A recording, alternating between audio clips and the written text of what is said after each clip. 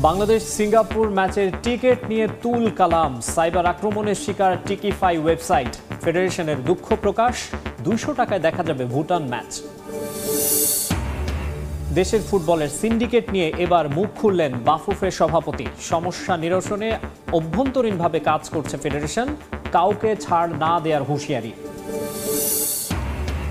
এবং 3 ম্যাচের টি-20 সিরিজে অংশ নিতে দুবাই থেকে পাকিস্তান পৌঁছেছে বাংলাদেশ দলের প্রথম বহর। 4 ক্রিকেটার সহ লাহোরে গেছেন 10 জন। বাংলাদেশের ম্যাচের টিকিট কাটার দৌড়ে নেমেছিলেন সমর্থকরা। গতকাল রাত 8টা থেকে ওয়েবসাইটে বিক্রির কথা থাকলেও সমর্থকদের অতিরিক্ত আগ্রহের কারণে শুরুতেই দেখা দেয় সমস্যা।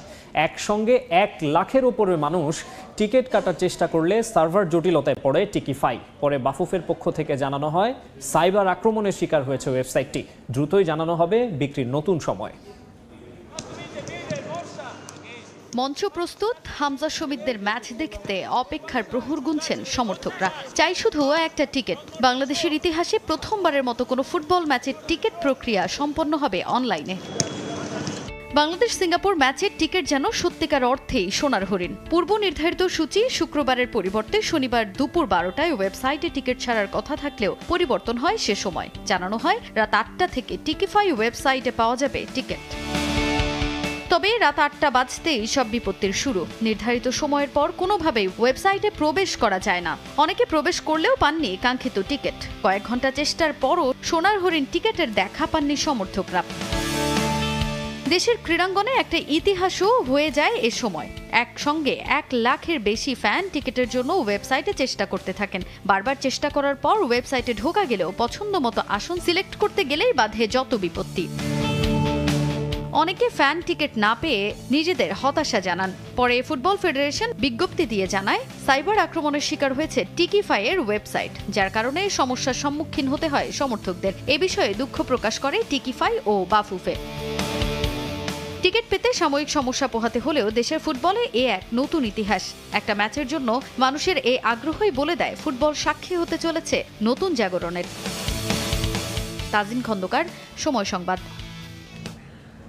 বাংলাদেশ সিঙ্গাপুর ম্যাচের টিকিট ইস্যু নিয়ে কথা বলতে আমাদের স্টুডিওতে আছেন বাংলাদেশ ফুটবল ফেডারেশনের কম্পিটিশনস কমিটির সদস্য তাজওয়ার আউয়াল। যাচ্ছি তার কাছে। এরকম একটা সিচুয়েশন আসবে বাংলাদেশ ফুটবলের জন্য এত শিগগির, এটা আমরা বিশ্বাস করে পারিনি।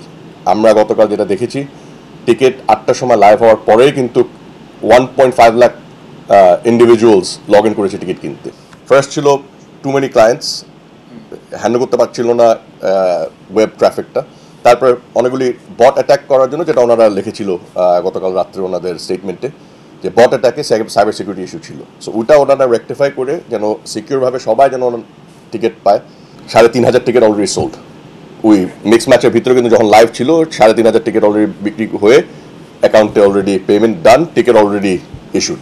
10ই জুন দিনটা স্মরণীয় করে রাখতে বাফুফের কম্পিটিশন কমিটির নানা উদ্যোগ। ম্যাচের দিন মাঠের চারপাশে ফুটবলের উন্মাদনা ছড়িয়ে দিতে তৈরি সব পরিকল্পনা। যে আমরা একটা মিনি ফুটবল গেম করতে পারি একটা কর্নারে, যেখানে এক্স প্লেয়াররা, এক্স ন্যাশনাল টিম প্লেয়ারদেরকে আমরা ইনভাইট করবো, এসে রাস্তায় যে ফুটসল বলে ওখানে একটু খেললো, যেন দর্শকরা দেখতে পারলো, মেবি দর্শকরা জয়েন করতে পারলো, জাস্ট ফর ফান। একটা ইন্টারাক্টিভ সেশন হবে, যেন আমাদের ফুটবলের সাথে যেন আমাদের ফ্যানরা আবার ইন্টারাক্ট করতে পারে। এটা করলে কিন্তু আমরা মনে করি যে not only inside the stadium, outside the stadium একটা অ্যাটমসফিয়ার ক্রিয়েট করতে পারলে আগামী দিনে আরো আগ্রহ বাড়বে খেলার জন্য।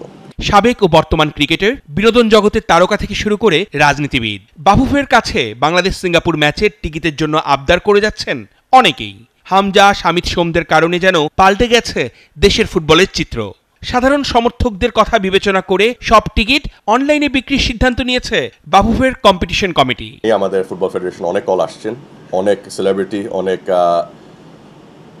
এক্স প্লেয়ার্স, অনেক ক্রিকেটার্স, অনেক বিভিন্ন ইন্ডিভিজুয়ালস ফ্রম বাংলাদেশ ফিল্ম, যেটা বলেন ফিল্ম ইন্ডাস্ট্রি, খেলা দেখতে চায়। আমার নিজের বাবা মাও টিকিট চেয়েছে প্রেসিডেন্টের কাছে ডাইরেক্টলি।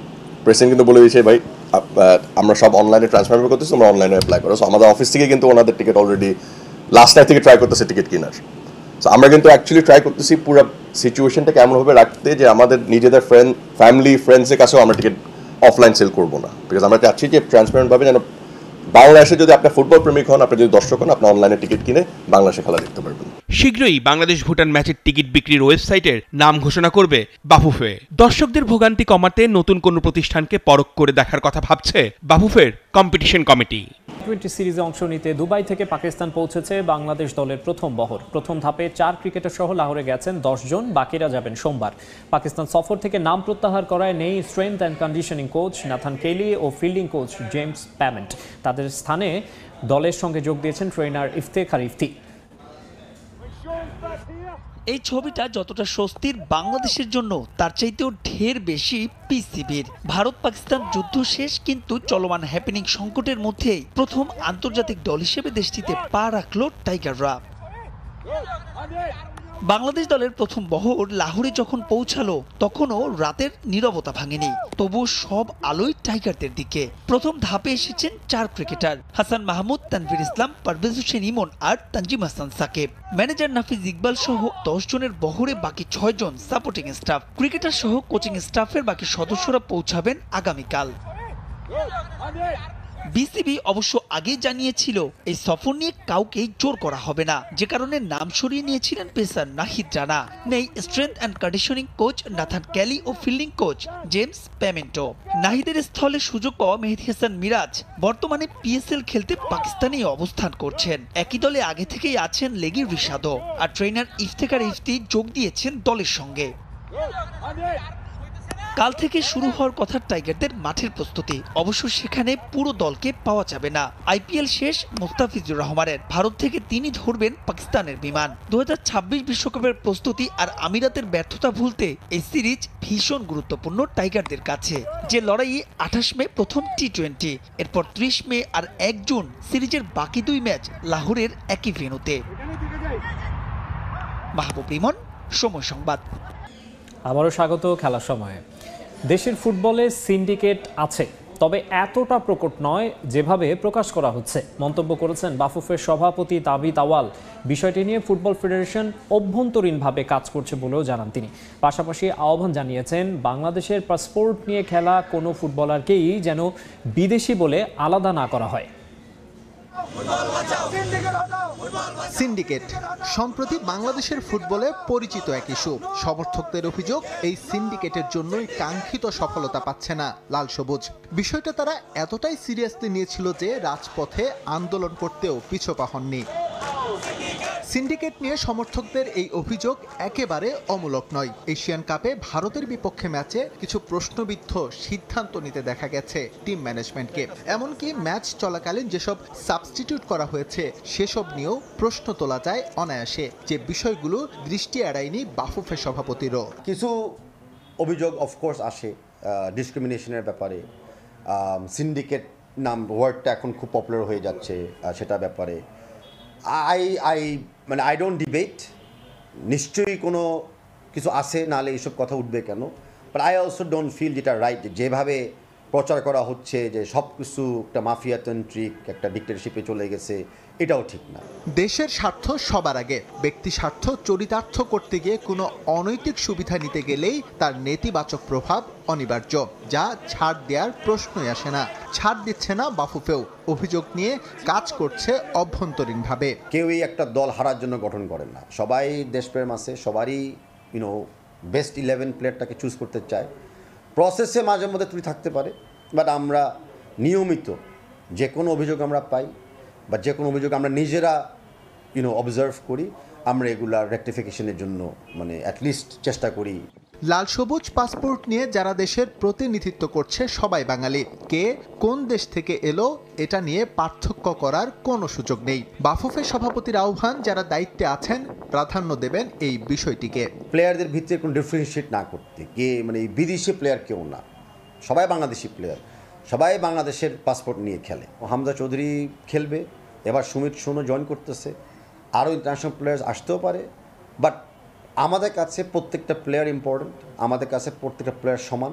বহু বছর পর আবারও সুবাতাস বইতে শুরু করেছে দেশের ফুটবলে। এটা ধরে রাখার দায়িত্ব নিতে হবে ফুটবল ফেডারেশনকেই। কোনো অন্যায় উপেক্ষা বা প্রশ্রয় দিলে হতে পারে সর্বনাশ। তার মানে না যে আমরা পাবলিকলি কাউকে। এস এম ইকবাল, সময় সংবাদ, ঢাকা। আসসালামু আলাইকুম। প্রতিদিন তো আমরা অনেক খবরই দেখি, অনেক খবর সম্পর্কে আইডিয়া করি, কিন্তু আমি আপনাদের কাছে এমন একটা খবর প্রতিদিন নিয়ে আসবো যেটা কিনা অনেক রিলেটেড এবং সত্য।